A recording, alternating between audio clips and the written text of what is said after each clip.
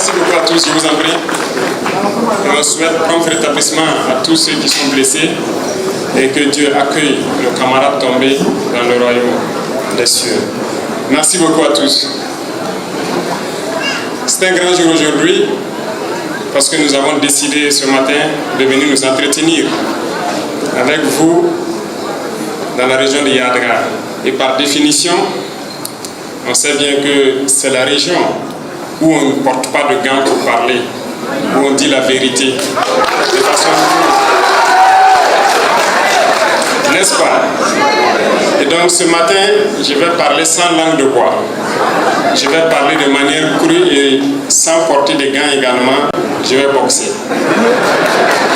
Donc, à bon entendeur, je pense qu'il y a des fortes attentes de toutes les populations, un peu partout dans toutes les régions, là où on passe. Je peux dire que les besoins sont les mêmes un peu partout. Nous avons pratiquement la même situation dans toutes les régions où on passe.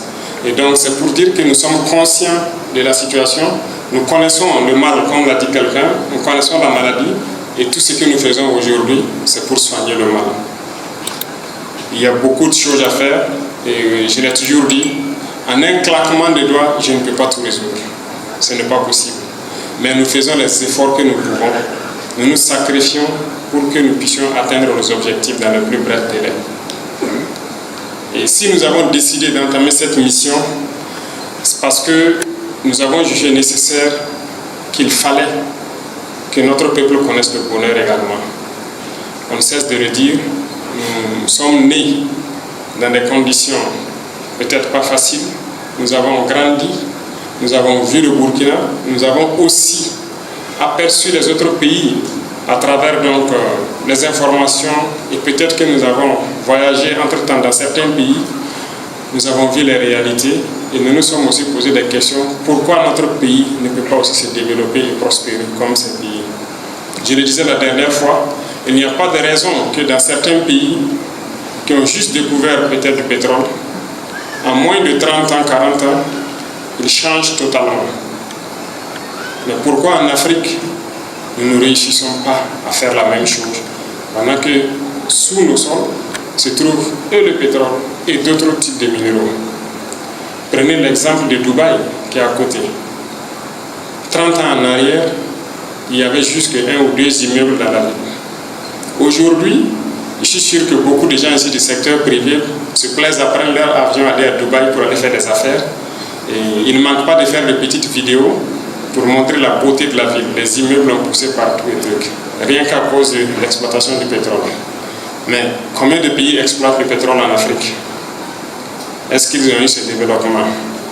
Donc il y a une question à se poser. Ici au Burkina, on exploite l'or et beaucoup d'autres minéraux, même si on n'a pas encore découvert le pétrole.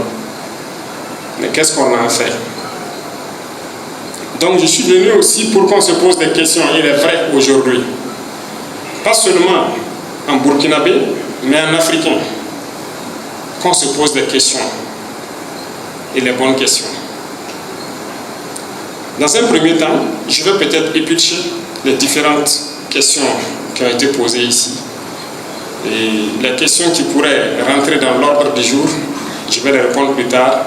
Ceux qui sortent de l'ordre du jour, je vais peut-être apporter quelques réponses et vous promettre que nous sommes à pied d'œuvre pour pouvoir résoudre tous les problèmes dans les brefs délais qu'on puisse le faire.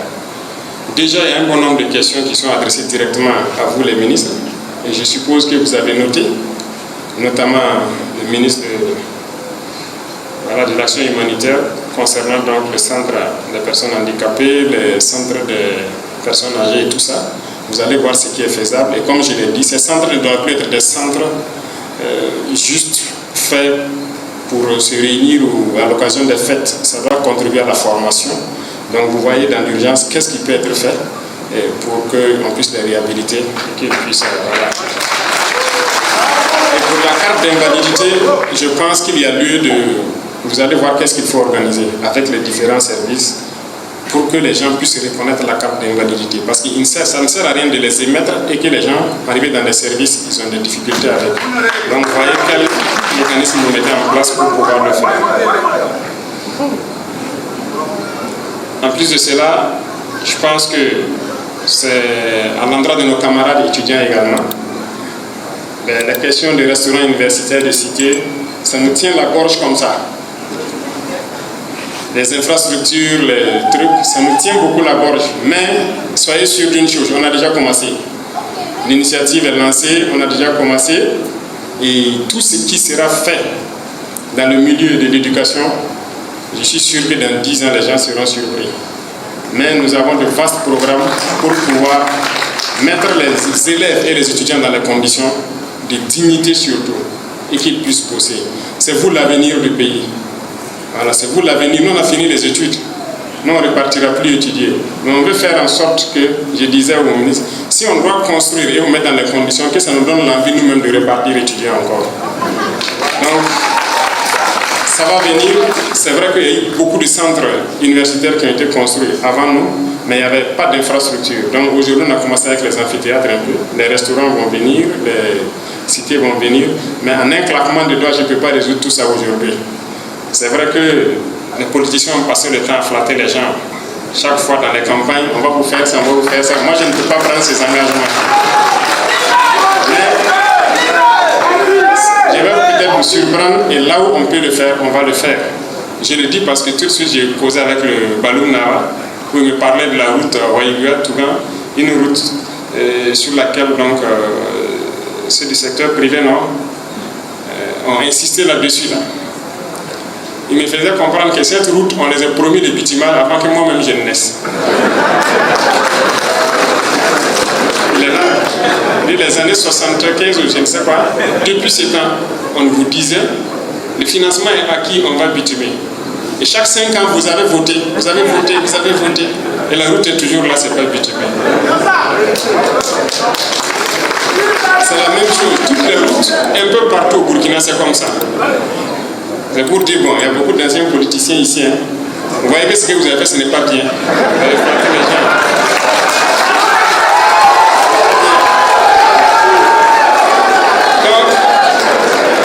Aujourd'hui, on a décidé de partir sur une nouvelle donne. Voilà, et il faut que vous gardez le cap. Si on a créé Faso Mero, c'est justement à cause de tout ça. Quand on se balade, partout au Burkina Faso, il y a des problèmes de route. Mais qu'est-ce qu'on fait? Il faut qu'on puisse s'équiper en masse, faire contribuer tout le monde et pouvoir faire nos routes rapidement. Et nous nous sommes donné le délai de fin d'année pour que toutes les régions, même les nouvelles, aient leur brigade sur place. Et c'est ce qu'on est en train de faire. Déjà, Waïbia, la brigade est venue, mais elle est en train de prendre la main d'abord. Je le disais aussi au chef coutumier. Et donc, on ne peut pas amener une brigade nouvellement et puis l'amener directement sur le terrain. Il y a des gens qui ont été conducteurs qui sont rentrés là-bas. Le jour même qu'ils ont pris les camions vers les machines, ils ont grillé les disques d'embrayage. Donc il faut qu'on les apprenne, qu'ils prennent la main sur quelques mois avant de venir et lancer les travaux. Donc toutes ces routes-là, c'est vous qui allez programmer avec le gouverneur en tête, je le disais avec les chefs de circonscription. Vous allez décider quelles routes sont prioritaires et ainsi de suite, et vous allez faire vos routes.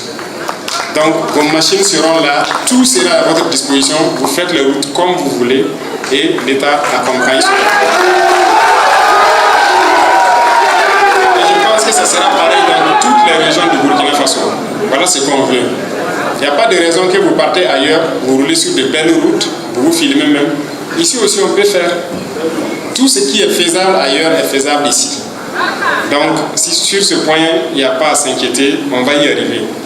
Voilà, on va y arriver, ça c'est une certitude. Pour les questions de certains centres, les salons, les journées de l'artisanat, les espaces et tout ça, donc je pense que les ministres ont noté tous ces points. Je vais rester à l'écoute. À l'issue de la rencontre, chacun en ce qui le concerne pourra nous dire, même le rattachement, l'étudiant a parlé du rattachement de l'école à l'université, c'est vous qui allez étudier quoi. Si ce n'est pas possible, que vous puissiez le faire, le retour, le pourquoi, vous ne souhaitez pas le faire, ainsi de suite.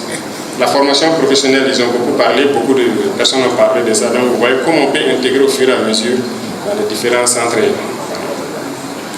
Donc, il y a beaucoup d'autres questions sur lesquelles on va revenir plus en détail, mais il faut que nous soyons tous conscients du combat que nous menons et que nous restons surtout concentrés. Je j'ai remarqué que beaucoup de gens peut-être ne savent pas toujours où nous sommes, parce qu'ils ne savent pas d'où nous venons. Et je pense que celui de la veille citoyenne, pour la région ici par exemple, a dit quelque chose de très important. En 2022, quand on arrivait, la route de Waïguia était coupée. Même l'aérodrome de Waïguia n'était pas accessible. Et c'était inquiétant. Et c'était pareil pour presque toutes les villes. La route nationale numéro 1 même était coupée aussi. Mais je pense qu'il faut saluer les différentes forces qu'on a engagées, les VDB, qui se sont sacrifiés pour qu'aujourd'hui, nous puissions nous installer dans des zones comme Ban, comme Ségué et comme Niense qui est en cours actuellement. Et les forces sont en train de pousser le combat jusqu'à la frontière. Et tout sera sécurisé. L'ennemi ne peut pas nous vaincre si nous sommes une nation. Et pour rester une nation, on a besoin de discipline, comme je l'ai dit. On a besoin d'abnégation, on a besoin d'avoir un objectif sur lequel on se fixe. Et là, c'est de ça qu'on va parler en long et en large. Si on n'a pas un objectif, on va errer dans la nature, on ne saura pas où on part. Et si on ne sait pas aussi d'où on vient, on n'a pas de repère, c'est comme quelqu'un qui est au milieu d'un désert, qui n'a aucun repère, il ne sait pas où aller, il ne sait pas quoi faire. Non, il faut qu'on ait des repères. Et pour avoir les repères, il faut repartir et interroger l'histoire. Et il ne faut pas occulter une partie de notre histoire. Et il ne faudrait pas aussi que le syndrome de Stockholm soit une maladie commune à tous les Africains. Vous connaissez le syndrome de Stockholm? C'est un syndrome qui fait que celui qui vient te faire du mal, tu finis par l'aimer et le protéger. Est-ce que vous comprenez? C'est-à-dire l'agresseur, celui qui te fait du mal, qui te torpille, tu finis même par l'aimer et tu le défends, tu le protèges. Beaucoup de gens sont atteints de ce syndrome de Stockholm. Que ce soit ici au Burkina ou en Afrique en général. Parce que l'Afrique a beaucoup souffert. Et on a voulu effacer l'histoire de l'Afrique. Et beaucoup même ne connaissent pas l'histoire de l'Afrique. Mais pourtant, on ne doit pas être ignorant. Il faut qu'on connaisse notre histoire pour savoir où on va. L'Afrique n'était pas comme ça. Reconnaissons-le. Je vous ai dit une fois, si nos ancêtres, dans nos brousses, on se balade, on voit que les ancêtres étaient capables de prendre la terre et enlever le fer. Mais pourquoi aujourd'hui on ne peut pas le faire? C'est qu'on a perdu quelque chose entre-temps. Et qu'est-ce qu'on a perdu? Comment on a perdu? Ce sont ces questions-là qu'il faut se poser. Et une fois qu'on se pose ces questions et qu'on a les réponses, on est guéri de notre maladie du syndrome de Stockholm. Et ces questions, il faut les poser de manière courageuse et les affronter. Et comme je l'ai dit, nous ne sommes pas des politiciens à éviter les problèmes. Nous, on affronte les problèmes et on les résout. On ne les déplace pas. Et il y a beaucoup de sujets dans nos sociétés, quand on veut aborder, c'est tabou, c'est truc. À peine les politiciens vont dire, si vous vous amusez ici, vous allez perdre votre base électorale, vous allez... Bon, nous on va aborder ces sujets, on va se dire la vérité. Et puis bon, si vous appréciez c'est ça, si vous n'appréciez pas aussi, c'est ça. Mais c'est notre histoire. Et il faut qu'on se rappelle de notre histoire, d'où nous venons, qu'est-ce qui nous a été fait pour qu'on soit comme ça. C'est un gros coup de gueule que je vais porter à tout le peuple noir, si je peux dire. Ici à Waïguia. Et pourquoi à Waïguia? Je vais vous dire pourquoi à Waïguia. Waïguia, ça veut dire quoi? Venir se prosterner. Ce que je vais dire aujourd'hui, c'est le départ d'une nouvelle manière de faire. Et par ça, si vous acceptez qu'on y aille, ceux-là qui nous agressent viendront se prosterner ici au Burkina.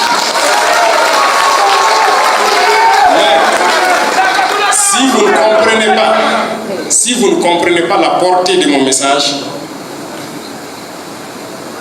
le lendemain ne sera pas bon. Et je veux qu'on s'écoute attentivement, qu'on comprenne ce qui se dit. Parce que beaucoup de gens ne savent pas ce que nous vivons. Ce matin, je disais aux différentes forces, il faut que tout le monde sache pourquoi on se bat. Nous, on ne s'est pas levé un matin, aller agresser quelqu'un. Ils se sont levés avec des armes, venir agresser au Burkina Faso. C'est ce qui s'est passé et la guerre est partie. Ça fait peut-être plus de 10 ans. Quand les premiers sont venus, ils ne sont pas venus avec des bâtons et des biscuits. Ils sont venus avec des armes et ils ont tué. Et c'est ce que nous vivons. Très bien. Pourquoi ils nous combattent? Aujourd'hui, tout le monde doit le comprendre. Ce sont nos richesses, nos sous-sols et tout. Donc s'ils peuvent nous tuer tous et prendre nos terres, ils vont le faire. D'ailleurs, c'est ce qu'ils le font. Il faut que donc on soit conscient de cela. Et pour le faire, ils passent souvent par nous-mêmes, nos propres frères et tout. Vous voyez, la dernière fois, lorsqu'on a décidé de rompre les relations diplomatiques, je m'étais dit que bon, dans les 2 semaines, 3 semaines à suivre, ils vont réagir. Mais vous voyez, la condescendance fait que les gens deviennent bêtes. Ils sont tellement devenus fous et bêtes qu'immédiatement la réaction est là. Parce que dans leur tête, c'est quoi? Comment un nègre peut dire à moi, le maître, de quitter? C'est ça qui se passe dans leur tête. Et là, c'est systématique, comme ce qui s'est passé en temps de l'esclavage. Il faut attraper ces nègres-là, les donner une correction pour que les autres voient que ça ne se passe pas comme ça. Ils ont fait pousser dans toute leur royaume pour venir faire des attaques meurtrières à Gaïri, à Solam, à Seba. Parce qu'à Gaïri, ils ont attendu que le pire passe par Tafada pour l'espoir logistique. Il restait en peine une compagnie et ils sont venus très nombreux pour assaillir la ville. À Solam, ils ont fait l'erreur, ils sont tombés sur des gendarmes déterminés là-bas, qui les ont matés bien. À Seba, pareil. Mais, c'est pour vous dire quoi? Avant de lancer ce genre d'assaut, vous voyez, les esclaves de salon, vous voyez leur chaîne de télé là, quand vous prenez certaines chaînes, certaines émissions, c'est des noirs qui présentent. Des noirs français en fait, qui ont la nationalité française, mais c'est des noirs qu'ils utilisent pour présenter ces émissions. Et leurs correspondants, c'est des noirs aussi. Tu vois, même des Burkinabés qui ont jeté cailloux sur leur patrie, qui sont quelque part, c'est eux qui sont leurs correspondants et tout. Ces jours-là, ils se sont préparés. Ouais, ils se maquillent avant de rentrer dans les studios. Ils ont fini tout leur maquillage et tout. Ils attendent les résultats de l'attaque pour monter sur le plateau et puis dire ils ont tué tant de RDS ici, ils ont rasé telle ville. Ça prouve que la sécurité, ça ne va pas. Comme il y a un qui avait menti grotesquement au niveau de l'Union européenne pour dire que ça ne va pas au Burkina. Donc ils s'apprêtaient à confirmer leur mensonge. Quand ils ont fini de se maquiller et tout, ils ont appelé, on dit ah, c'est pas bon. Hein. Ils sont restés en deuil. Ils ont fait plusieurs jours de deuil. Il y en a qui ne peuvent plus se démaquiller, ils sont là, ils tournent. Ils ne savent pas quoi dire. Tout le mensonge a été ravalé. Nous, on est assis, on les regarde. Ils sont comme ça. Mais ils ont toujours utilisé le noir contre le noir. N'allez même pas loin chercher. Nos ennemis sont avec nous. Et ça m'amène à vous donner un conseil général. Vous voyez, nous sommes en révolution et on a pris une ligne. Et il faut que les gens restent concentrés. Beaucoup de gens disent qu'ils sont concentrés, ils sont révolutionnaires. Mais c'est vous encore qui partez suivre les pages des apatrides là et vous croyez à ce qu'ils racontent. Et vous vous affolez, vous inquiétez. Et vous êtes dans des états de trucs. Pourquoi? Restez concentrés. Moi j'ai entendu beaucoup de bruit dernièrement et tout. Et encore vous-même, encore vous contribuez à créer même peut-être même des problèmes sans vous rendre compte. Vous voyez, on a lancé une opération de diaspora baroque. Souvent on fait ces opérations pour tester la fiabilité de notre État. Est-ce que les gens investissent dans notre pays ou pas? Vous voyez qu'on a eu plus que ce qu'on voulait. Et c'est pendant cette période que toutes les communications, ah ça ne va pas au Burkina, on attaque ici, ça ne va pas au sommet de l'État, on fait ci, on fait ça. Et beaucoup de gens sont inquiets, ils nous appellent le truc. Je vais vous dire une chose, que ce soit clair dans la tête de tout un chacun. Le contexte que nous vivons, ce n'est pas le contexte de 1987. Que ce soit clair. Moi, je n'étais pas en prison et que quelqu'un est venu en prison me chercher après un coup d'état pour me mettre au pouvoir, comme ce fut le cas avec Blaise.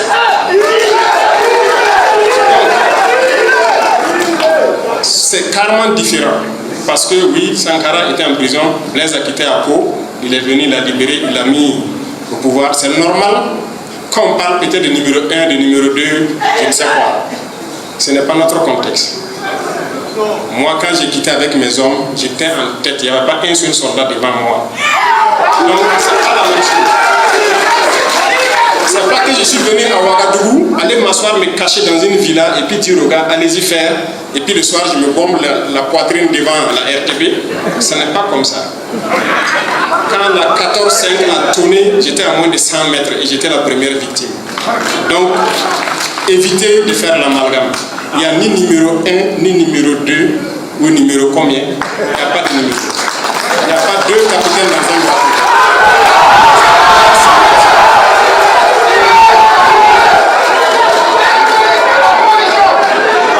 C'est net. Si maintenant, par vos communications, vous croyez que quelqu'un est fort, vous allez créer des problèmes à la personne. Et vous assumerez ensemble les conséquences de vos problèmes. Que ce soit clair. Et l'autre chose, c'est quoi?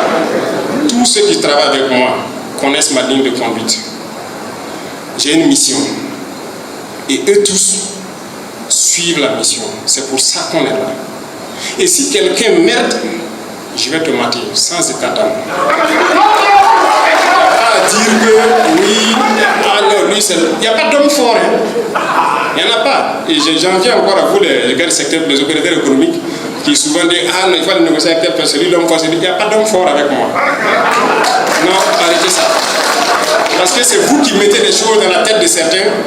Et les gens peuvent se croire vraiment forts. Si tu poses des comportements anti-révolutionnaires tout de suite, moi, je vais te punir. De toute façon, je prends toujours le temps de vérifier, avoir les preuves, et je vais t'appeler, t'asseoir devant moi, et puis te dire voilà, voilà, et je vais te punir. Donc, c'est comme ça. Donc, tous les camarades que vous voyez, qu'ils soient ministres ou quoi, je les ai tous dit, c'est lui qui s'amuse, qui va poser un comportement anti-révolutionnaire, et que moi, j'ai les preuves devant la main, je vais te punir. Et sa punition-là, si en temps normal, il devait faire peut-être, voilà, une punition A, moi je multiplie par 2 ou par 3. Parce que tu es responsable. Donc que ce soit clair, arrêtez d'aller écouter les conneries de trucs. On est focus. Moi je n'ai pas abandonné ma jeunesse là pour venir m'amuser avec ma mission. Moi je suis jeune, mais je n'ai plus de jeunesse à vivre. Vous croyez que je vais vivre une jeunesse encore? C'est fini. On me prend le matin, les voilà, dans ma maison, on m'amène au bureau, la nuit on m'amène, et ils sont assis à la porte devant ma porte, comme un prisonnier. Et vous croyez que je vais m'amuser avec ma mission? Non. Moi je n'ai pas sacrifié ma jeunesse pour rien, je ne vais pas m'amuser avec ma mission. J'ai un rêve pour mon pays, et le rêve va se réaliser. Et partant de cela, ceux-là qui, on observe, ça fait maintenant 4 ans qu'on observe des gens, on parle à certains. Prenez ça au sérieux. Moi, je ne vais pas sacrifier ma jeunesse et puis laisser quelqu'un qui va venir s'amuser avec moi. Maintenant, là, je vais commencer à percuter et puis avancer.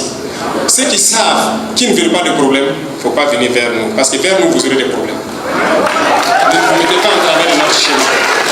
Donc, restez concentrés, restez focus. On doit développer notre patrie, c'est ça le plus important. Tout le monde doit manger à sa faim, comme l'a dit le responsable des personnes âgées. Je suis très content d'entendre que nous mangeons au présent de l'indicatif. Ça, c'est une fierté. Mais on passait le temps à quémander, des gens viennent nous donner à manger, c'est ça. Dernièrement, beaucoup de pays viennent nous voir pour les ONG, quoi. Je dis, mais attendez, qu'est-ce qui se passe? Vos ONG humanitaires, c'est rentré, c'est sorti ici. Nous, on a notre dignité à défendre. Il y a des choses qu'on n'accepte plus. Allez-y donner ailleurs. On ne veut pas de votre aide. Il y a pas là.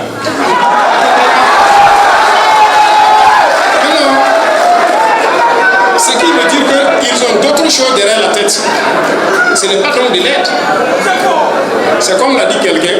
Si vous voulez venir aider un père de famille, parce que ses enfants ne mangent pas bien, pourquoi vous allez venir et puis vous ne donnez pas au papa là discrètement de les donner? Vous voulez aller vous-même donner aux enfants pour dire que le papa ne vaut rien. C'est ça que vous voulez dire. Ça ne marche pas. Notre culture n'accepte pas ça. Donc, ils ont utilisé beaucoup de canaux pour nous asservir. J'ai parlé des ONG, l'infiltration dans nos administrations, beaucoup de canaux. Mais on ne va pas accepter. Parce que tout ça, c'est pour nous maintenir et pouvoir bien piller nos ressources.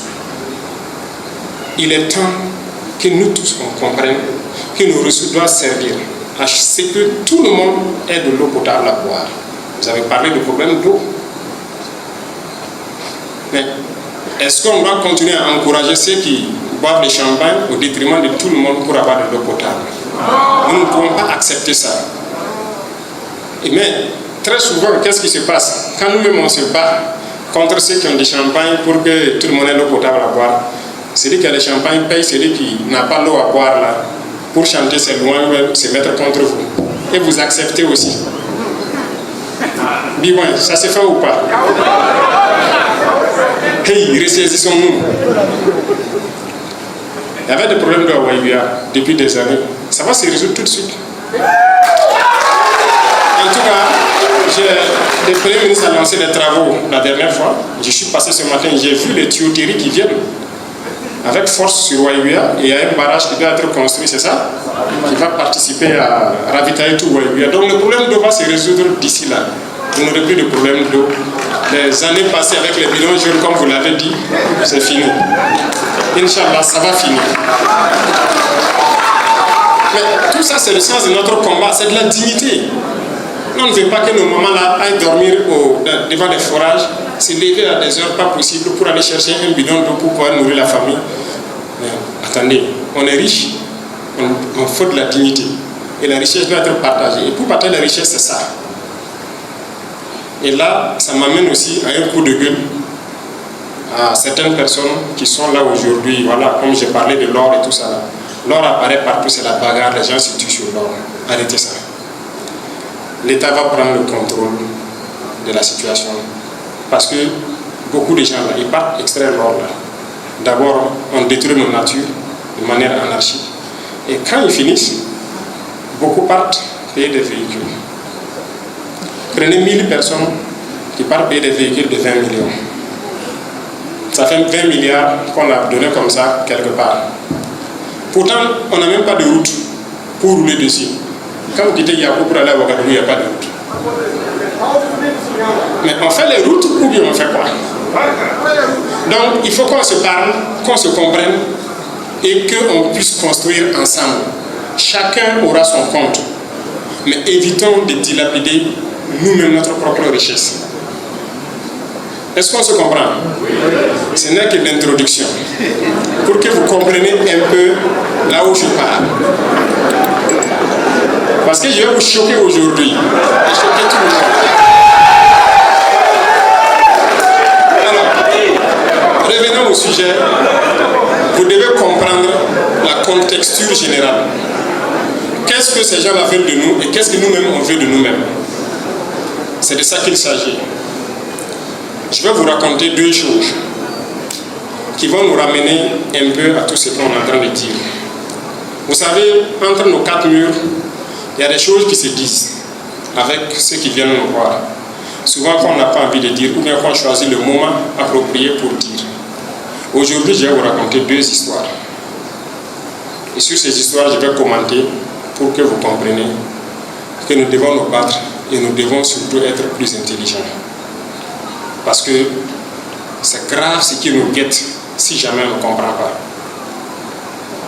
Vous voyez, lors de l'interview passée, je disais qu'un jour je vais parler de quelque chose concernant le consommation local et tout ce qui va. Un jour, des gens des services secrets d'un pays occidental sont passés nous voir. Ils nous ont proposé des produits, 4 produits, pour mettre dans la nourriture et envoyer dans les zones où il y a des terroristes. Ces produits se mettent dans tout, dans les boissons, que ce soit la bière, la sucrerie, dans la cigarette, dans le riz, dans le lait, ça se met dans tout. Et il y a un des produits, son travail c'est de tuer le cerveau. C'est-à-dire pour que la personne ne puisse plus réfléchir. Ça ferme petit à petit vos neurones. Voilà, en tout cas, ça vous rend bête. Et au bout de quelques années, donc, la capacité à réfléchir, à faire les choses diminue. Il y a un des produits, ça c'est la capacité physique.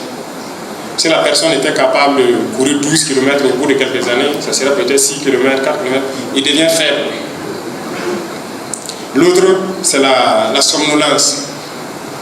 Il va commencer à devenir, je ne sais pas, les médecins savent qu'est-ce que ça touche et tout.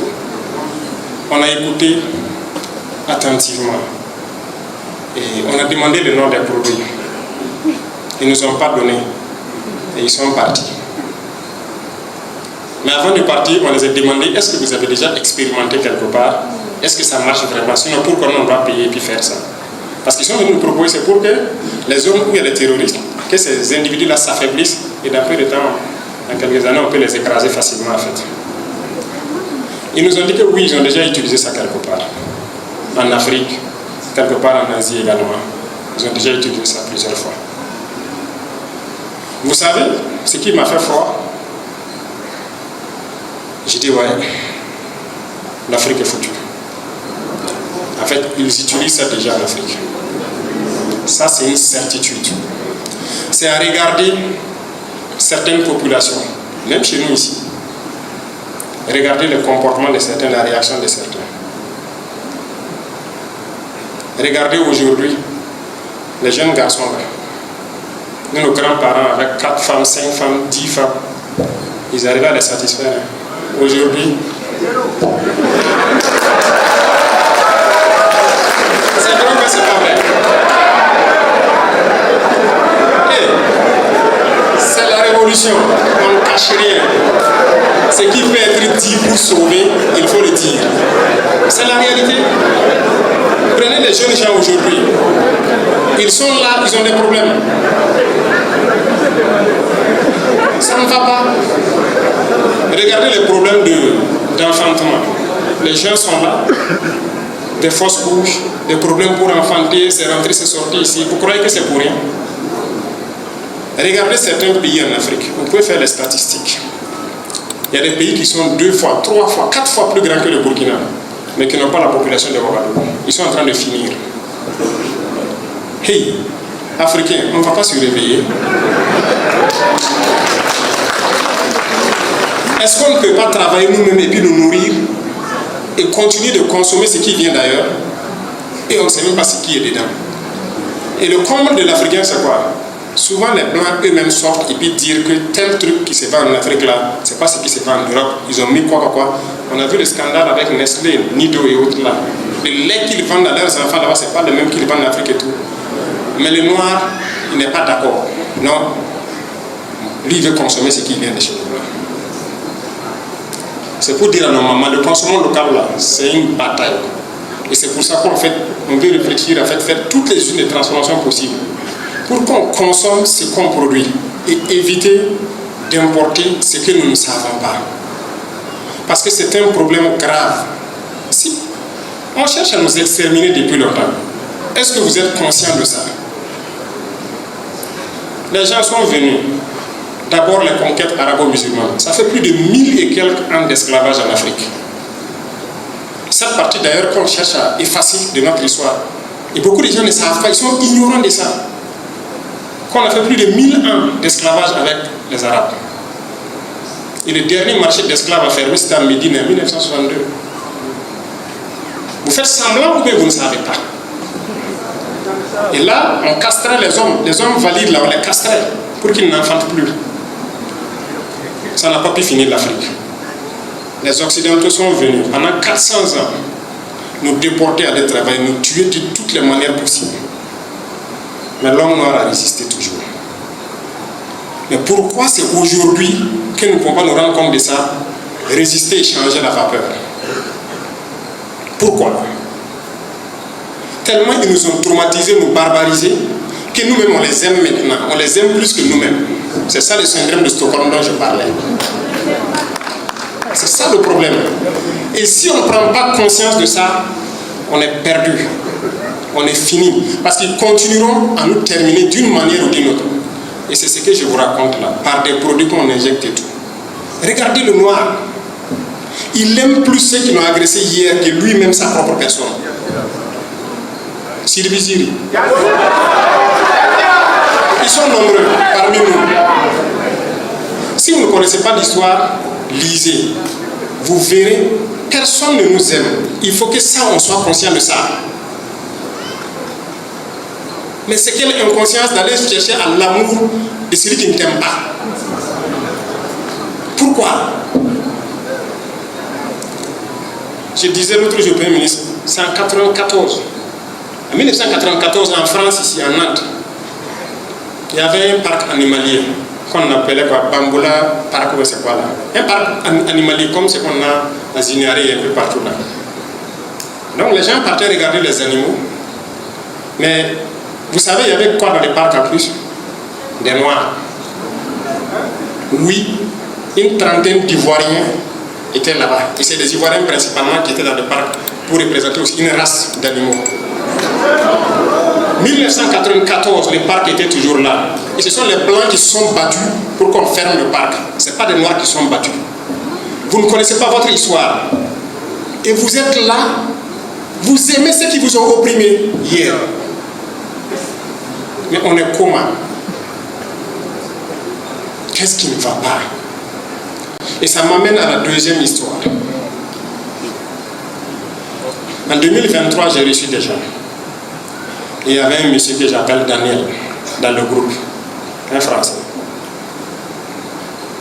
qui a dit, Monsieur le Président, vous savez, vous êtes la même phrase, la fameuse, vous êtes en avance sur votre temps, ce que vous voulez faire, votre peuple ne vous comprendra pas. Et il dit, vous voyez Sankara, il était en avance sur son temps, il a voulu bien faire. Mais vous voyez, quand on a tué Sankara, c'est passé comme une lettre à la poste. Voilà le terme qu'il a employé. Effectivement, personne n'a branché. Vous avez acquiescé, vous avez apprécié, hein, qui n'avait plus la révolution. Qui est sorti marcher contre la mort de Sankara et tout. Et je lui ai dit, mais oui, mais les époques ont changé, c'est tout quelque chose. Il me dit non. Il me dit, Monsieur le Président, le noir est maudit. Il me dit, excusez-moi, mais le noir est maudit. Ils ne pourront jamais comprendre ce que vous voulez faire. Ils ne pourront jamais être constants. Vous allez voir. En temps normal, si je n'étais pas président, il partirait avec des dents en moins peut-être. Mais je me suis agrippé à ma chaise, serré le cœur et j'étais assis, je l'écoutais. Et il m'a rassuré que vous ne comprendrez jamais ce que je vais faire. Et qu'il viendra un moment où vous allez exprimer ça et tout. J'ai dit merci et je les ai dit au revoir.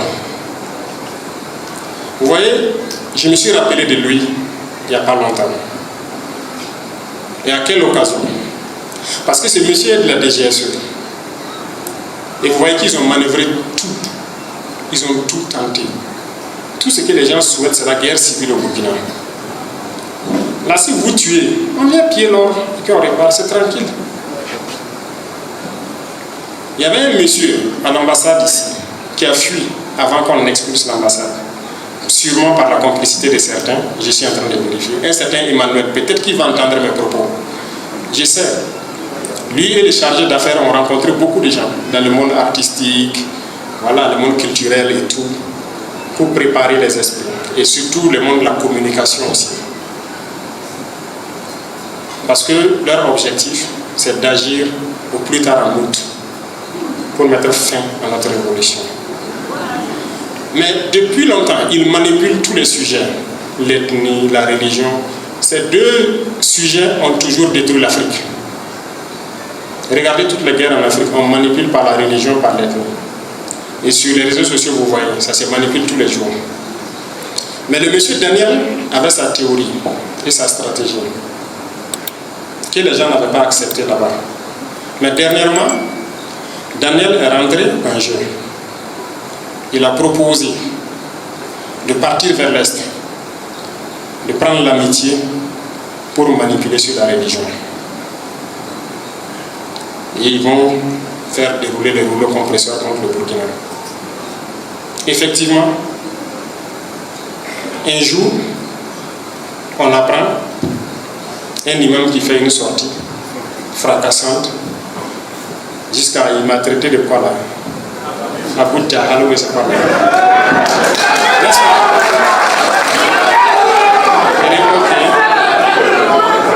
Après cela, le lendemain ou le surlendemain, il y a une petite minorité estudiantine qui se font appeler les rouges vifs, qui font, comme ils ne sont pas nombreux, ils font sur Facebook des déclarations qui n'ont rien à voir avec la situation. C'est le plan de Daniel. Et je crois que ceux qui devraient suivre, ce sont les syndicats, qui devraient aussi se retrouver à bout de travail pour des déclarations et espérer dérouler le rouleau compresseur contre nous. Quand on a dit d'arrêter ce monsieur en question, effectivement, c'est ce que Daniel voulait, qu'on l'arrête.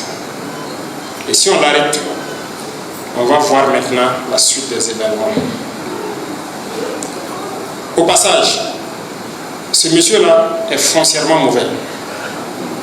Et il est foncièrement malhonnête, et je vous le dis pourquoi. La loi sur laquelle il a parlé, il a lu la loi, il a compris la loi. Ce n'est écrit nulle part qu'il est interdit de prier dans les services. Nulle part. Mais c'est ce qu'il a dit. Pour manipuler des écervelés qui vont le suivre. Ah, il veut interdire la prière. Ah, il veut interdire la prière. Moi, je suis musulman aussi. Mais comment on peut être manipulé et ne pas avoir un petit sens de réflexion? Ça veut dire qu'il est très mauvais. C'est pas qu'il ne sait pas, il sait. Mais il a dit qu'on a interdit de prier. Pourtant, c'est faux. On a dit de ne pas ériger. Tu peux prier dans ton bureau, tu peux, si le gars de Dieu, tu peux sortir dehors sur ton arbre, prier. Ça, il n'y a pas de problème. On n'a pas interdit de prier.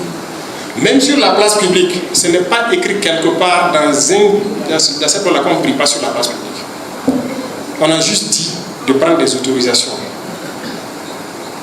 Et qu'on sache que des gens prient là-bas. Imaginez vous partez, vous priez quelqu'un, les pompiers viennent pour passer pour aller un incendie, et puis la route est barrée quelque chose. Il faut que chez les pompiers, là, ils peuvent vous dire, chaque matin, normalement, on dépose chez eux les autorisations que la mairie donne pour les activités sur les voies publiques. Pour que quand ils veulent sortir pour des interventions, ils savent le passer. Donc on n'a jamais dit qu'on ne prie pas sur la place publique. Mais ce monsieur, il a dit ça. Bref, je ne vais pas commenter ce qu'il a dit. Mais comme il est fort, il se croyait fort. Puisqu'en 2019, il a même créé une police islamique, comme c'est quoi là. Et les politiciens ont eu peur, ils n'ont rien fait. D'accord. Je répète encore, il n'y a pas deux capitaines dans un bateau. Celui qui cherche ses problèmes, il aura ses problèmes. Quand on l'a arrêté, qu'est-ce qui s'est passé? Les gens sont sortis aussi, ces soi-disant partisans, prendre les rues et les réseaux sociaux en train de foutre la merde. Les forces de l'ordre sont sorties. Ils ont mis l'ordre. Mais c'est pour dire quoi? C'est ce jour que je me suis rappelé de Daniel. Et j'ai dit, ce monsieur, il faut que je reparte et remémorer tout ce qu'on a discuté. Est-ce qu'on est vraiment maudit ou pas? À son temps, j'ai vu des gens qui ont fait des publications, qui ont parlé. La religion au-dessus du pays, quoi. Tu quittes le pays, tu pars là où tu penses qu'on va te recevoir parce que tu es musulman. Mais c'est quelle bêtise. Partout où vous partez dans ce monde, on demande d'abord ton passeport et de quelle nationalité. C'est ça qui te permet d'entrer quelque part. Si quelqu'un pense que la religion peut le permettre d'arriver quelque part, il n'a qu'à partir. Non, non. Et il faut que nous, les musulmans, on fasse attention. Il faut être modéré. Et ça, je salue parce que c'est uniquement une minorité en fait extrémiste qui est dans ce contexte. La majorité là. D'ailleurs, même les bons imams, quand on entend prêcher le truc là, nous-mêmes on va maintenant les encourager. C'est eux qui vont former les gens à l'islam. Mais les radicaux là, on ne va pas s'entendre. Si tu es radicaliste et tu penses que ton pays là est en deçà de toi, de ta religion, tu sors, tu pars où tu veux. Est-ce qu'on est maudit ou pas? C'est la question que je veux qu'on se pose aujourd'hui. On n'est pas maudit. Je vais vous développer un certain nombre de sujets. Et on va se poser des questions. Quand on a décidé que tout le monde doit manger à sa faim, on a payé des tracteurs, on a payé des intrants, on a fait faire des semences, tout, l'agriculture a avancé, on a pu bien produire. Et donc, depuis quelques mois, on a décidé d'interdire l'importation du riz, c'est ça? Parce qu'on a produit assez de riz pour qu'on puisse manger. Et le marché, donc, pour le réguler. Mais il y a des gens qui importaient du riz, qui ne sont pas contents, et qui nous ont dit qu'on va échouer. Et il prie Dieu tous les jours qu'on échoue. Lui, il préfère prendre l'argent du Burkina, aller payer le riz du paysan en Asie pour venir, mais il n'aime pas que ce soit nous, nos paysans, qui bénéficient de ça. Est-ce qu'on est maudit ou pas? Donc il y a des gens qui sont quand même maudits. Ça ne se comprend pas. Vous allez détecter à travers mes propos tous ceux qui ont le gène de la malédiction en eux. Et comme je dis encore, notre grosse chance, c'est que la grande majorité n'est pas maudite. Vous avez compris, c'est une minorité qui amène. Il y a beaucoup de domaines où on veut avancer et des individus refusent qu'on avance parce que eux, leurs intérêts comptent plus que tout. Moi, je ne vais jamais accepter. Et si vous n'arrêtez pas, en tout cas, on va se faire la guerre et moi, je vais vous combattre. Ça, c'est sûr, c'est net. C'est la masse populaire qui compte. On ne peut pas être là depuis qu'on existe là. Vous avez tous les avantages, vous avez tout. Mais faites pardon, les gens doivent manger aussi. Les gens doivent vivre dignement. Mais pourquoi des gens vont se battre contre ça? Et ils manipulent. Et c'est là que je disais, il y a peu de temps, que ceux-là qui ont du champagne, quand on veut que tout le monde ait l'eau potable, ils payent ceux-là qui n'ont pas l'eau à boire pour nous combattre.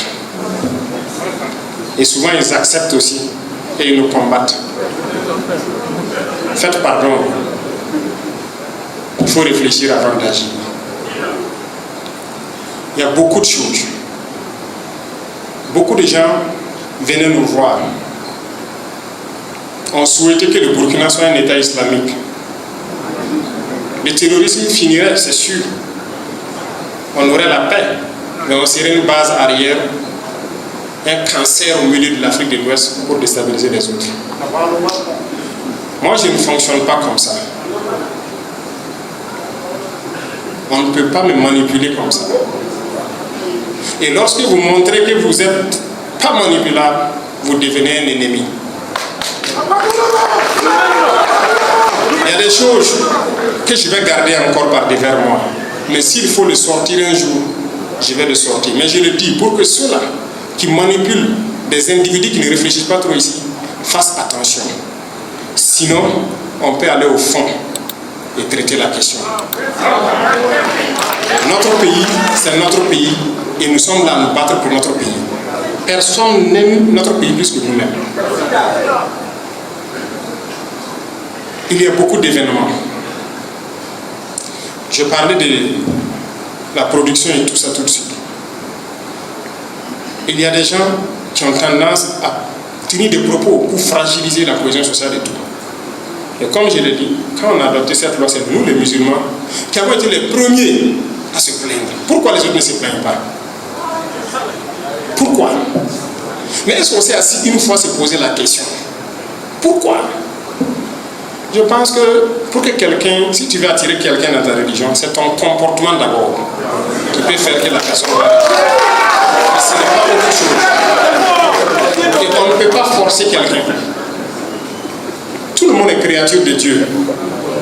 Et si toi tu penses que tu es un vrai religieux, tu dois aimer les autres créatures de Dieu.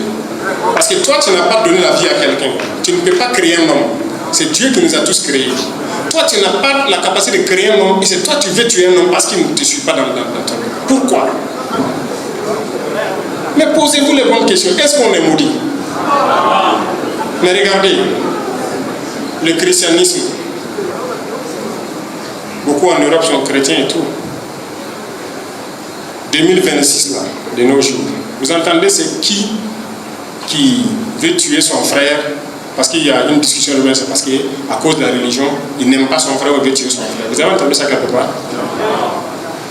Allez-y en Arabie Saoudite, qui est le berceau même de l'islam. Est-ce qu'aujourd'hui en Arabie Saoudite, les gens se font la bagarre ou veulent se tuer parce que l'autre n'est pas musulman? Mais pourquoi c'est nous les nègres qui sommes prêts à détester nos frères, prêts à les tuer parce qu'on dit qu'il est kafir? Pourquoi? Tu es prêt à les tuer et tu n'es pas capable de donner vie. Et tu sais bien que Dieu t'interdit de tuer. Le vrai musulman, quand un moustique le pique, il n'a même pas le droit de le tuer. Il doit l'attraper et lui couper une aile. C'est ce qui est dit. Donc arrêtez ça. Au lieu de vous pomper la tête, oui, il est venu pour combattre l'islam. Si c'est ça là, si c'est ça qui est votre islam là, on va combattre ça. Ce n'est pas sérieux. On dit que c'est une religion de paix. Mais les extrémistes là, il faut vous ressaisir. Si vous ne vous ressaisissez pas, en tout cas le combat est lancé. C'est ça qui a amené le terrorisme, c'est l'extrémisme. Qui dit que non, l'autre, il faut le tuer. Parce que. Pourquoi? Non, faites pardon, doucement. Doucement. Il y a des gens même là. Toute chose qu'il veut faire, ah non, ça c'est pour les kafres, ça c'est kafre. Morel, toi tu as fabriqué quoi?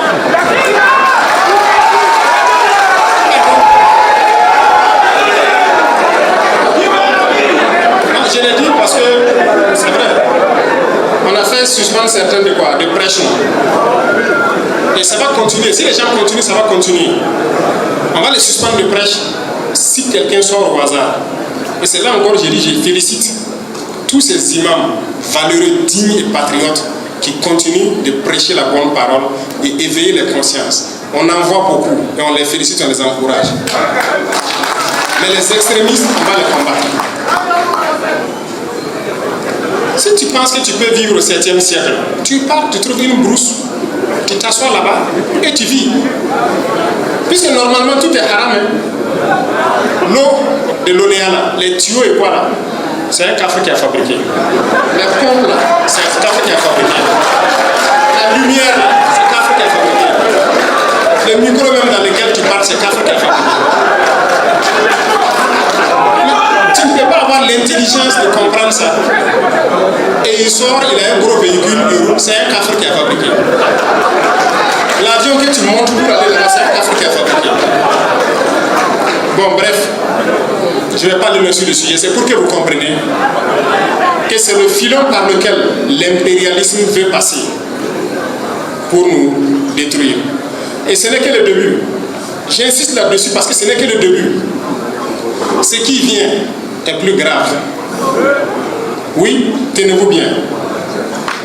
On a tout de suite parlé des bourses des élèves, étudiants et tout. Le ministre de l'enseignement supérieur a très bien fait d'expliquer clairement. Les gens n'ont pas pu manipuler. Mais je vais vous dire quelque chose.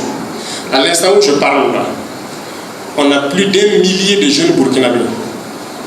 On est en train de recenser dans certains pays arabes.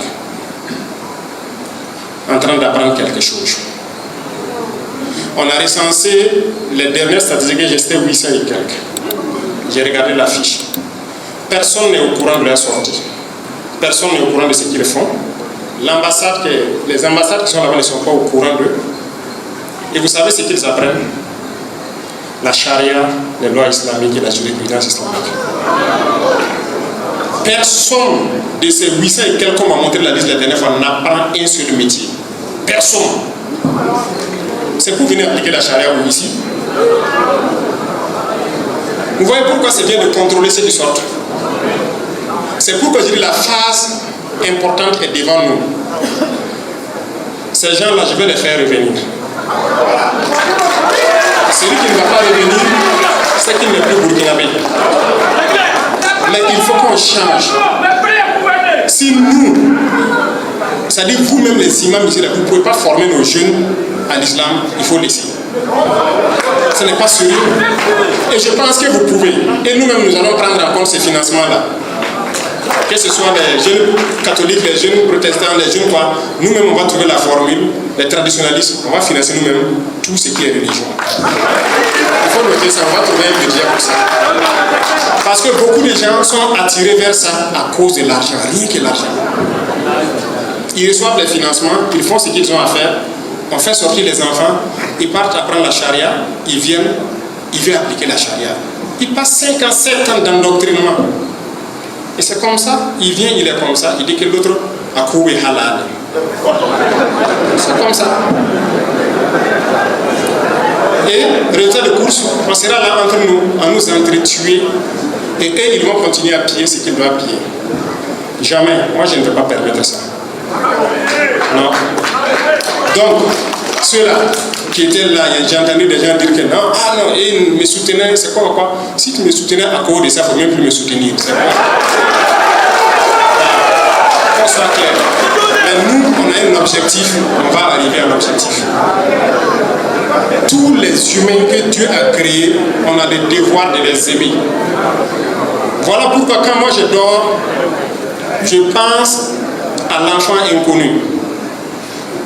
L'enfant que je ne connais pas, qui est au fin fond du Burkina, est-ce que tous les enfants du Burkina dorment? S'ils ne dorment pas, moi je ne peux pas avoir de sommeil. Est-ce que tous les enfants du Burkina ont au moins un repas à manger? S'ils n'ont pas à manger, moi je ne peux pas avoir le repos. Et je me sacrifie pour ça. Donc je ne vais pas laisser quelqu'un venir donc nous dévier de notre trajectoire. Ça jamais. Et il faut que nous prenions conscience. Je parle de l'Africain en général, du noir, de notre histoire, de notre situation actuelle. Parce que l'esclavage n'est pas fini. Hein. Les gens continuent l'esclavage. Hein. Vous ne savez pas ça? On continue d'attraper les noirs, aller les vendre. Hein. Au jour d'aujourd'hui, 2026. Là. Donc, on ne vous considère pas comme des humains. On vous voit comme des animaux ou des trucs. Mais pourquoi nous, on doit se comporter comme des animaux à leur égard?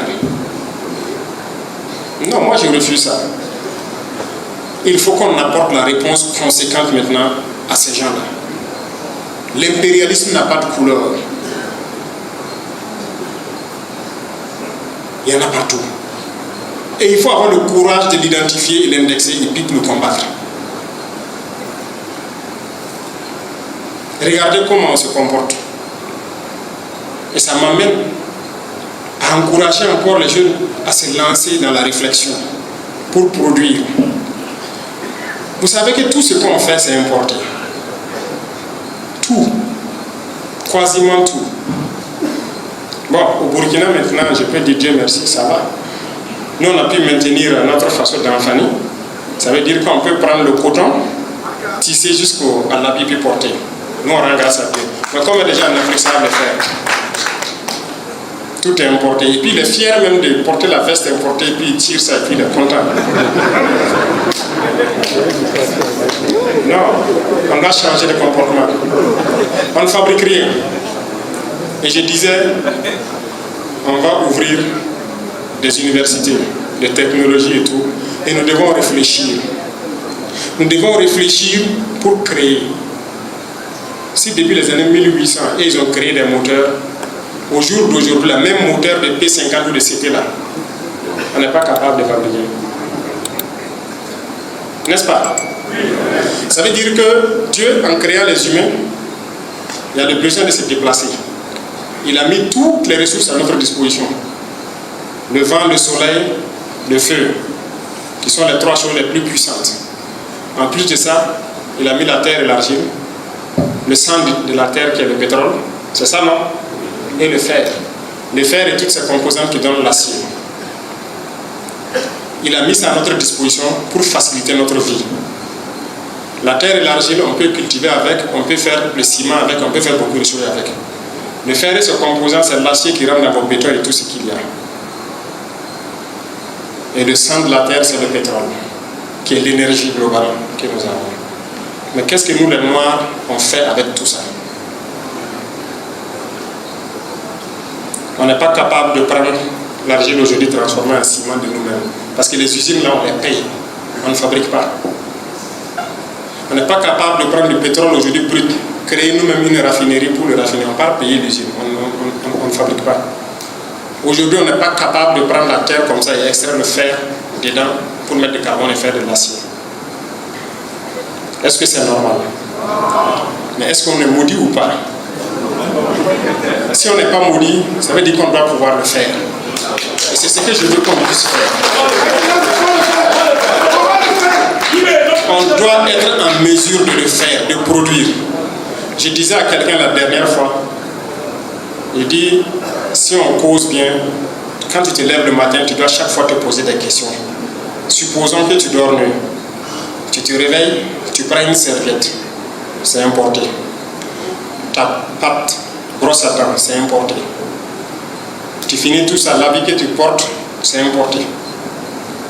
Tes sous-corps et tout est importé. On ne fabrique rien ici. Tu pars t'asseoir pour ton petit déjeuner, la tasse de thé, tout, à part le sucre peut-être qui vient de ce sucre, tout est importé. Tu pars prendre ta moto, ton véhicule, c'est importé. On ne fabrique rien en Afrique. C'est bien de combattre l'impérialisme, mais c'est bien aussi de nous dire la vérité et de nous réveiller. Et ça, ce sont des questions qu'on doit se poser. Pourquoi nous, on ne fabrique rien? Forcément, les humains sont là, le besoin de déplacement est là. Mais pour se déplacer, tout ça, ce sont les Blancs qui ont créé. Que ce soit les motos, les voitures, les avions. Nous, on n'a rien créé. Notre utilité, c'est quoi? Pour communiquer, avant, on prenait le cheval. On dit à Waïbia, c'est d'aller porter des messages à Yako. C'est le cheval qu'on prend en part. Le Blanc est venu, il a créé le téléphone, l'internet et tout. Et c'est nous, on sait prendre ça, et on se filme, on fait du n'importe quoi avec, on s'insulte, voilà, on fait tout, et puis on est heureux, on n'a rien créé. On ne sait même pas comment ça fonctionne. Les gars de iPhone, on l'a demandé qu'en Afrique ça marche bien. On dit que, ah bon, que les Africains ont les moyens de payer iPhone, qu'il n'y a pas de boutique en Afrique. Mais, nos sœurs, là, excusez-moi, ça se bat derrière les derniers numéros de iPhone. Pour faire quoi avec? On n'est même pas au courant de vous-même. Mais cherchons à fabriquer, cherchons à comprendre, au moins copier. Il y a beaucoup de choses que Dieu a mis à la disposition des humains. Mais il faut qu'on utilise notre cerveau pour transformer la chose. Si les gens nous ont esclavagisés, on a eu du retard. Mais aujourd'hui, il n'y a pas d'explication, il n'y a pas de raison. Il faut rattraper en copiant. Si on ne le fait pas, c'est qu'on refuse d'utiliser notre cerveau. Et si on refuse d'utiliser notre cerveau, ça veut dire quoi? Vous connaissez ce que ça stipule? Hein? Qu'on est contre Dieu. Puisqu'on veut dire qu'il n'a pas eu raison de nous donner un cerveau. Nous, on n'en a pas besoin. Les autres vont faire, nous, on va prendre. Donc ça veut dire qu'on a dit que Dieu s'est trompé. Et dans cette posture, on se met comme ennemi de Dieu, c'est pas bien. Voilà pourquoi il est fâché contre nous un peu. Réveillez-vous. Réveillez-vous, c'est profond. Mais ne riez pas. Il est fâché contre nous parce que les Noirs refusent d'utiliser leur cerveau. On me dirait oui, les Noirs ont créé des choses. Et puis après, ça y est où? L'effet tricolore, c'est un Noir qui a créé. Oui, où est l'usine qui fabrique ça en Afrique? Tous les faits à Ouagadougou, c'était Sagem, c'est français. Le Noir a créé ça. On est malade. Tous les appareils aujourd'hui, IRM, scanner, quoi? Non, on fait quoi? On ne peut pas créer, oui, mais on ne peut pas copier. Travailler notre cerveau pour chercher à comprendre et puis faire. Notre cerveau ne nous sert pas. Vraiment, on veut dire à Dieu qu'il n'a pas eu raison de nous donner un cerveau. Moi, je ne suis pas d'accord. C'est pourquoi j'invite tout le monde à se poser des questions, surtout les jeunes, je parle surtout aux jeunes, pour que nous changions le paradigme. Et nous devons chercher la connaissance, chercher à produire, chercher à être utile sur terre. Sinon, pour l'instant, là, c'est pas trop ça. C'est pas trop ça. Il faut qu'on participe. Vous les voyez, aujourd'hui, qu'on le veuille ou pas, vous voyez la guerre qui se passe, Iran-États-Unis, ils sont assis à distance et puis ils se bombardent. Nous, on a créé quoi? Mais vous voyez, ce sont des Noirs qui sont assis, qui font des débats. Les États-Unis, c'est la puissance. C'est la puissance. Toi-même, tu fais quoi? Tu crées quoi? On ne va pas se concentrer. C'est sérieux. Si on les voit, ils font ça. Allons-y réfléchir comment on peut transformer le pétrole, comment on gagne du propergol pour propulser quoi? Réfléchissons. Les autres là, ce n'est pas Dieu qui est descendu les donner la connaissance. C'est le même cerveau qui les a donnés. Mais eux, ils ont décidé d'exploiter leur cerveau à bon escient. Mais nous, on a dit à Dieu qu'il n'a pas eu raison de nous donner un cerveau. Nous, on n'avait pas besoin. On n'a qu'à laisser et ils vont faire. Résultat de course. Ils viennent donc nous manipuler, nous cogner, on se fait la bagarre et ils prennent nos ressources et puis ils partent. C'est pas ça, non? Comme des villages ont été réinstallés dans cette région ici, ils avaient été cherchés, réinstallés. Aujourd'hui, ils se tuent, ils font la bagarre chez Chefferie. Est-ce qu'on est normal? Mani Sougouri. Allah Mani Sougouri.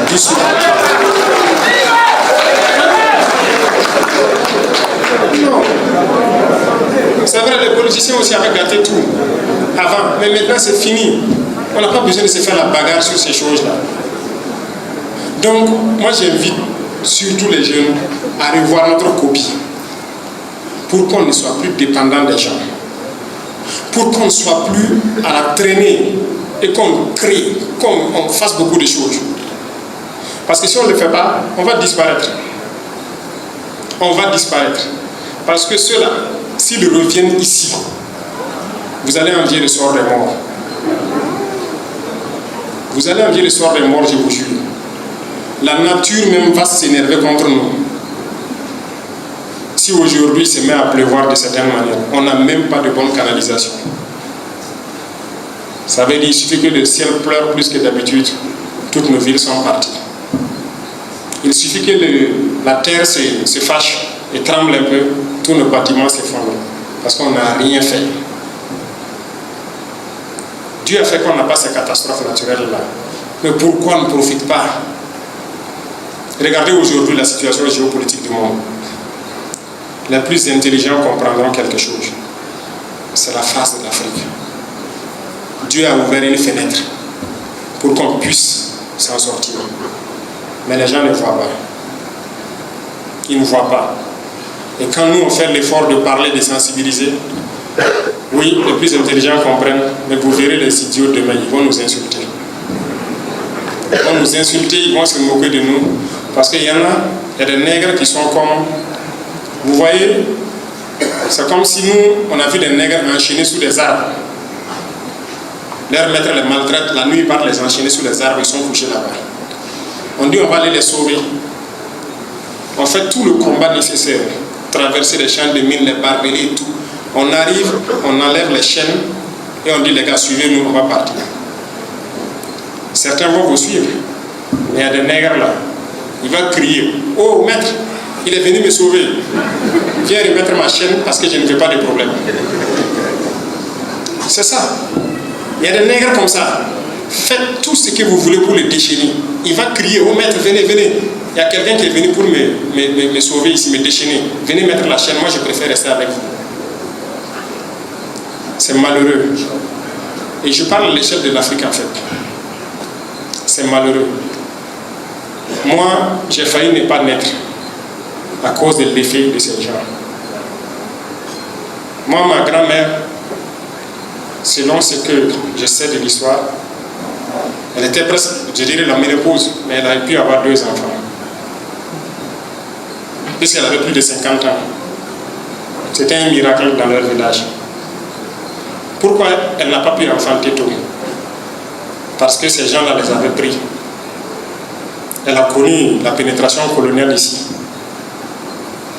Et c'était interdit de faire des enfants ou de se marier. Ils ont tué presque tous les hommes du village.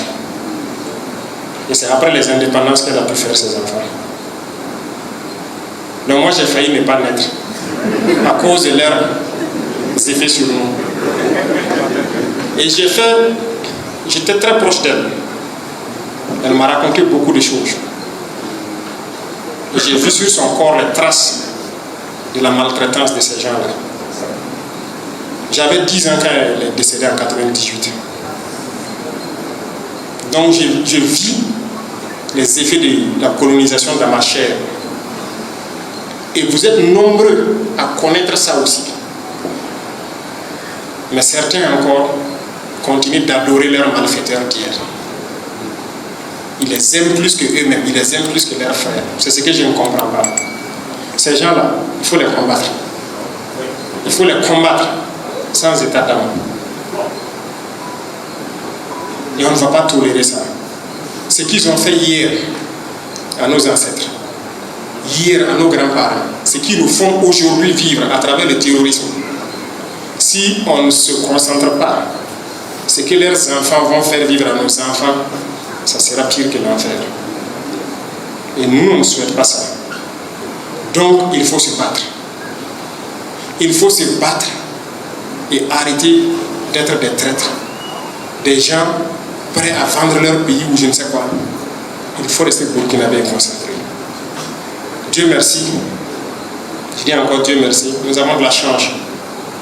C'est qu'au bout de ces 4 ans, nous avons pu jauger que beaucoup de gens ont compris la portée de notre message, le sens de notre combat, au Burkina ici, mais même en Afrique. Et ceux-là qui continuent de sensibiliser, de militer, de faire comprendre, d'ouvrir les yeux aux gens, je vous félicite et je vous encourage à continuer. C'est la seule solution de faire comprendre aux gens que c'est possible. Et par nos actions, je pense que vous voyez que c'est possible. On peut y arriver. De toute façon, on va lancer des programmes bientôt et vous verrez. On va construire nos pays, on va construire nos villes, on va construire nos routes. Et on va vivre en paix. Quant au terrorisme, c'est la race humaine noire la plus maudite. Des gens qui, s'ils ne sont même pas en désaccord avec eux-mêmes, leur propre intelligence, c'est-à-dire s'ils avaient un petit peu de cervelle là, ils la laissent s'asseoir et puis se demander, puisque tu te lèves, tu viens tuer l'autre, que c'est djihad, toi tu fais. C'est un café, c'est ça non? Ok. La Kalachnikov que toi tu prends pour tuer là, c'est toi qui as fabriqué. C'est pour un café, il ne faut pas utiliser ça. Va faire ton couteau et puis tu viens. Ou bien tu tailles ton gourdin. Là, c'est toi qui as fait, c'est halal. Tu viens, on va combattre. Les véhicules que vous roulez là, c'est pas pour vous. Et vous dites que vous faites du djihad pour tuer les caves. Vous voyez comment ils sont malhonnêtes. Et il y en a qui sont dedans conscients de ça. C'est leurs chefs qui savent que non, et ils sont dans un autre jeu. Mais les idiots qu'on tue en pagaille là, chaque fois que moi je regarde les échos du front, ou les nouvelles du front, ça ne me plaît pas de voir des noirs qu'on a tués. Mais ils ne méritent que ça. Ils ne méritent que ça. Est-ce que ça nous plairait de voir vraiment autant de cadavres? Mais ils viennent pour tuer. Dans la bêtise. Ils viennent écrire là, pourquoi tu fais au nom de Dieu? Mais l'arme là, c'est pour un cafre qui a fait. La moto que tu roules, c'est un cafre. S'ils m'entendent là, ils n'ont qu'à s'asseoir et puis réfléchir. Et puis créer pour eux, on va voir. Vous voyez comment on est là. Donc, cette espèce-là doit disparaître. Voilà pourquoi nos forces sont engagées et ils vont les éliminer jusqu'au dernier. Ça, c'est sans effet. Et le Burkina, c'est réel. Et ça ne va même pas tarder.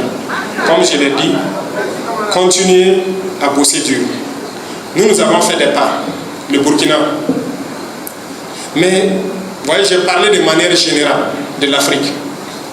Ce ne serait pas judicieux que le Burkina seul avance comme il le fait. Ça devrait être un mouvement d'ensemble. Mais Haya, c'est notre limite ici. C'est ça le problème. Et quand on réalise beaucoup de choses, on fait beaucoup de choses, ça ne plaît même pas à certains de nos frères. Mais bon, quand cela ne tient, moi je vous encourage à rester concentrés. Travaillez à ce que nous produisons soit ce que nous consommons, au vu de ce que je vous ai expliqué. travailler à maintenir la cohésion sociale, à mettre le patriotisme en avant de toute considération, parce que nous sommes des humains a priori. Et chaque humain doit respecter l'autre humain, à cause de la vie que toi tu ne peux pas créer. Et ceux-là qui viennent pour donc nous ôter la vie ou nous pourrir la vie, nous allons les combattre avec la dernière énergie. C'est sans état d'âme. En plus de ça, le reste, que ce soit nos ressources, tout ce qu'il y a comme truc, soyez sûrs d'une chose. Le Burkina Faso est un miroir. Je vous l'ai dit. Les autres se reflètent dedans. Et tout le monde attend de voir. Allons vite. Prouvons-leur que c'est possible. Beaucoup de pays africains peut-être attendent de voir. Est-ce qu'ils vont pouvoir? Est-ce qu'ils vont y arriver? Les gars, allons vite. Allons-y. On va y arriver. À chaque fois que nous faisons quelque chose, si des gens sont à côté, ils aboient, ils font quoi? Ne les regardez pas. Quand vous voyagez là, c'est pas chaque chien qui aboie que tu prends un caillou, t'arrêtes pour lapider. Non, continue. Il va voir à la fin là où tu es arrivé. C'est ça le plus important. Donc, j'ai dit je vais parler sans porter des gants. C'est comme ça. Voilà, ils sont à Waibia et à Waibia on parle comme ça. Mais je savais que si j'ai envoyé la brigade de Fada avant la brigade de Waibia, je ne pouvais pas venir ici. Voilà pourquoi j'ai mis les deux brigades. Hein? Donc, on ne sera pas plus long que ça. C'était un coup de gueule général à l'espèce noire, si je peux dire, pour qu'on se réveille. Parce que Dieu, il n'est pas forcément content de ce que nous faisons. Notre comportement, et principalement nous les jeunes, et je veux qu'on change, qu'on se mette au sérieux et qu'on travaille, qu'on transforme nos vies, qu'on participe à la vie de la planète et qu'on pense à demain. Si on n'est pas fort, ils viendront nous écraser, d'une manière ou d'une autre. Il faut qu'on soit fort. Et on est sur la bonne voie. Et il faut continuer ainsi. Donc, les jeunes étudiants, la balle est dans votre camp, les élèves et étudiants. Travaillez, bossez, utilisez Internet pour chercher la connaissance. Copiez tout ce que vous pouvez copier. Nous sommes en train de mettre toutes les conditions nécessaires pour que vous puissiez réussir. Et dans les universités, quand on veut ouvrir les technologiques, ce n'est pas pour aller être ingénieur, sortir, venir s'asseoir dans le bureau. J'ai dit ça aux gens là. Si tu es ingénieur, tes thèses là, tu copies quelque chose. Ou bien tu fabriques quelque chose. Sinon, faire les longs papiers, trucs là, on ne va plus donner ça. Voilà. C'est ça, et même les lycées techniques, il faut prendre ça en compte. Hein. Si en fin d'année, il doit faire une petite thèse ou quoi là, donnez-lui quelque chose, il n'a qu'à copier. Si c'est un pion d'un moteur, c'est quoi? Il n'a qu'à copier. Ou bien il crée quelque chose. Les longs papiers là, que thèse, il vient s'asseoir avec un gros boubou, il parle. On ne veut plus de ça. Si tu es technique, tu fais, tu prouves. Donc, je compte sur vous. Hein. Nous, on mettra toutes les infrastructures nécessaires, autant que possible, dans les lycées, dans les universités, pour que vous bossez et changez la vie. Et nos anciens qui sont là ici, avant qu'ils nous dévancent, mais ils doivent aller la tête haute, savoir qu'ils ont laissé une génération méritante. Voilà, et nous devons le prouver. Et nous sommes capables de le faire. Donc je compte sur tout un chacun. Passez le message. Et comme je l'ai dit, au sortir de cette salle, les plus intelligents comprendront mon message, mais ceux qui sont aussi fermés, ils vont commencer à m'insulter, me détester. Pakabamba.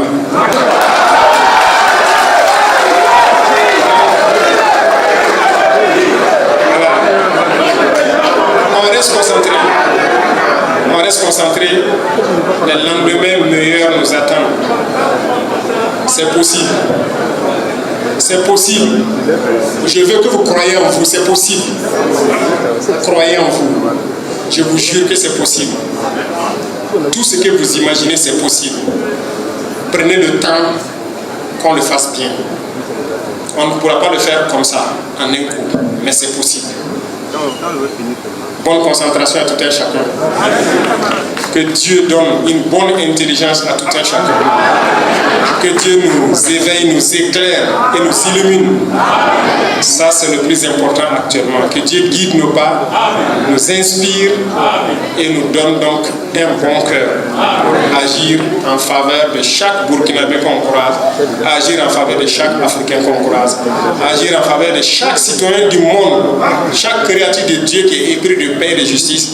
Que Dieu nous aide à pouvoir agir en faveur de ça. Je vous souhaite donc très bonne journée. Merci beaucoup à vous pour ce grand temps d'écoute. Et que Dieu bénisse ma chère patrie, la patrie ou la mort.